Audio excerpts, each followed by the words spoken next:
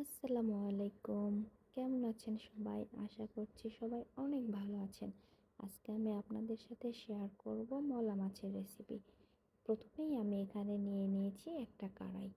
কড়াইয়ের মধ্যে দিয়ে দিচ্ছি পরিমাণ মতো পেঁয়াজ, কাঁচামরিচ।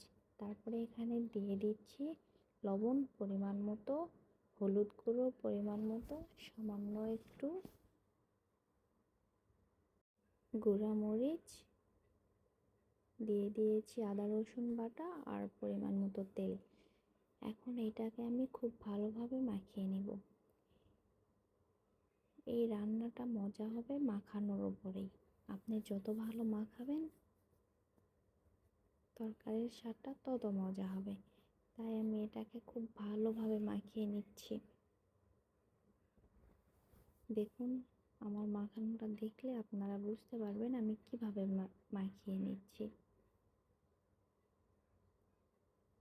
এভাবে চেপে চেপে মাখিয়ে নিতে হবে। এখন এখানে দিয়ে দিচ্ছি আমি মাছগুলো দিয়ে নিয়ে আমি আবারও খুব ভালোভাবে মাখিয়ে নেব।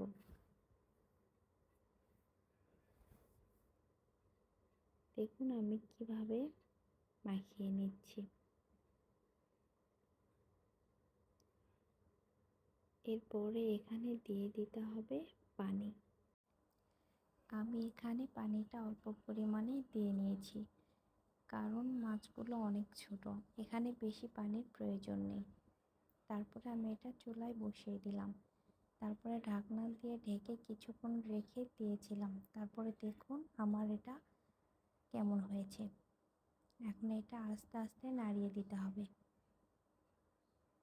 আমি পানিটা খুব ভালোভাবে শুকিয়ে নিয়ে একদম তেল বের করব, যাতে আমি এটাকে একটু ভাজা ভাজা করতে পারি। আমার একটু ভাজা ভাজা খেতেই মজা লাগে। এভাবে কিছুক্ষণ ভেজে নিলে আমাদের রান্নাটা কমপ্লিট হয়ে যাবে। আমার ভিডিওটা যদি আপনাদের ভালো লাগে তাহলে অবশ্যই লাইক, কমেন্ট অ্যান্ড শেয়ার করবেন। আর অবশ্যই আমার চ্যানেলটা সাবস্ক্রাইব করে দিবেন।